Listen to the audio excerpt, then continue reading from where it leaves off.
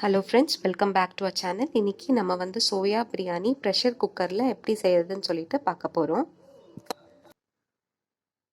தேவையான பொருட்கள்: சின்ன வெங்காயம், தக்காளி, இஞ்சி, பூண்டு, கொத்தமல்லி, பச்சை மிளகாய், மிளகாத்தூள், மல்லித்தூள், கரம் மசாலா, சோயா சங்க்ஸ்.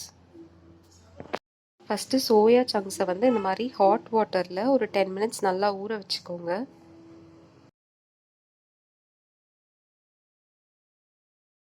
ஊறினதுக்கப்புறம் தண்ணியை வடிகட்டிட்டு எடுத்து வச்சுக்கோங்க.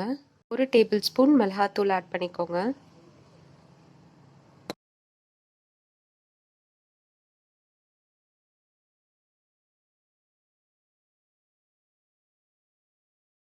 ஒரு டேபிள் ஸ்பூன் அளவுக்கு மல்லித்தூள் ஆட் பண்ணிக்கோங்க.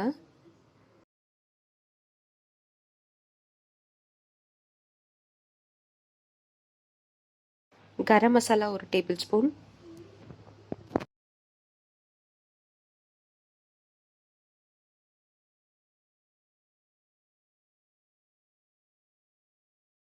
ஜிஞ்சர் கார்லிக் பேஸ்ட் ஆட் பண்ணிக்கோங்க. பூண்டு வந்து ஒரு முழு பூண்டு எடுத்திருக்கேன்.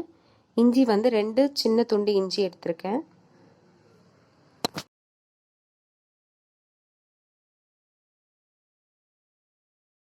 ரெண்டு டேபிள் ஸ்பூன் அளவுக்கு கர்ட் ஆட் பண்ணிக்கோங்க.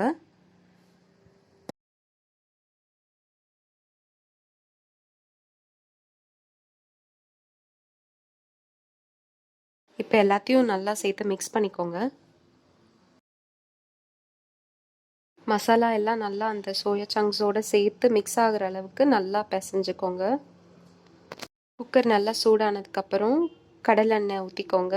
3 டேபிள் ஸ்பூன் அளவுக்கு கடலெண்ணெய் ஊற்றிருக்கேன்.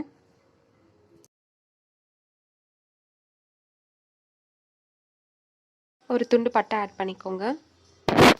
கொஞ்சமாக சோம்பு ஆட் பண்ணிக்கோங்க. ஒரு 1/4 டீஸ்பூன் அளவுக்கு சோம்பு. 4 கிராம்பு ஆட் பண்ணிக்கோங்க. ஸ்டார் அனீஸ். நறுக்கி வச்சுருக்க பெரிய வெங்காயத்தை ஆட் பண்ணிக்கோங்க.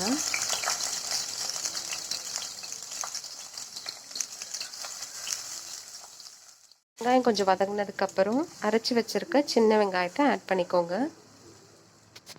நறுக்கி வச்சுருக்க தக்காளியை ஆட் பண்ணிக்கோங்க. பச்சை மிளகாய் ஆட் பண்ணிக்கோங்க. நான் 2 பச்சை மிளகாய் எடுத்திருக்கேன். நீங்கள் உங்கள் காரத்துக்கு ஏற்ற மாதிரி பச்சை மிளகாய் ஆட் பண்ணிக்கோங்க. கொஞ்சமாக கொத்தமல்லி இலை ஆட் பண்ணிக்கோங்க. புதினா இலையும் ஆட் பண்ணிக்கலாம். 1 ஸ்பூன் அளவுக்கு தயிர் ஆட் பண்ணிக்கோங்க. இப்போ நம்ம ஏற்கனவே மிக்ஸ் பண்ணி வச்சுருந்தோம் இல்லையா சோயா சங்க்ஸோட மசாலாலாம், அதை வந்து இதோட ஆட் பண்ணிக்கோங்க.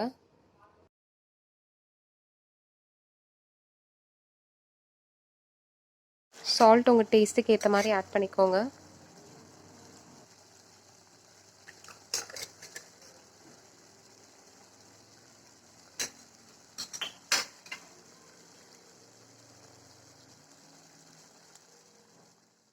ஒரு ஸ்பூன் அளவுக்கு பட்டர் ஆட் பண்ணியிருக்கேன். இது ஆப்ஷனல் தான். பட்டர் வேண்டான்னா நெய் ஆட் பண்ணிக்கோங்க.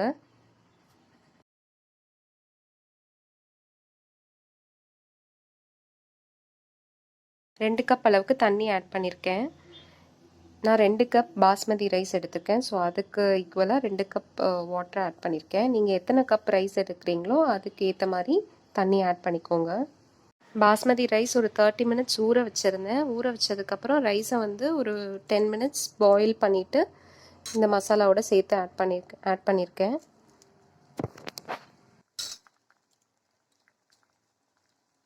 ரைஸ் ஹாஃப் குக்டாக இருந்தால் போதும். ஏன்னா எப்படியும் மசாலாவோட சேர்த்து வேக வைக்க தான் போகிறோம். 1 டேபிள் ஸ்பூன் அளவுக்கு நெய் ஆட் பண்ணிக்கோங்க.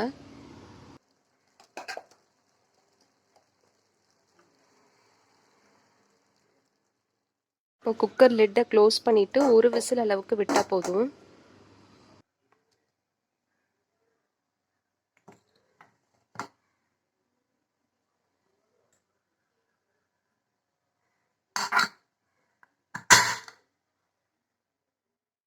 ஒரு விசில் வந்துடுச்சு. இப்போ குக்கர் ஓப்பன் பண்ணி பிரியாணி எப்படி இருக்குன்னு சொல்லிட்டு பார்க்கலாம்.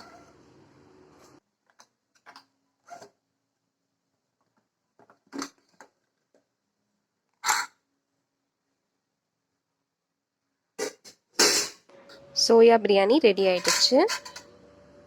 இந்த வீடியோ உங்களுக்கு பிடிச்சிருந்தா நம்ம சேனலை லைக் பண்ணுங்கள், ஷேர் பண்ணுங்கள், சப்ஸ்கிரைப் பண்ணுங்கள். இந்த ரெசிபியை ட்ரை பண்ணி பார்த்துட்டு மறக்காமல் கமெண்ட் பண்ணுங்கள். தேங்க்யூ.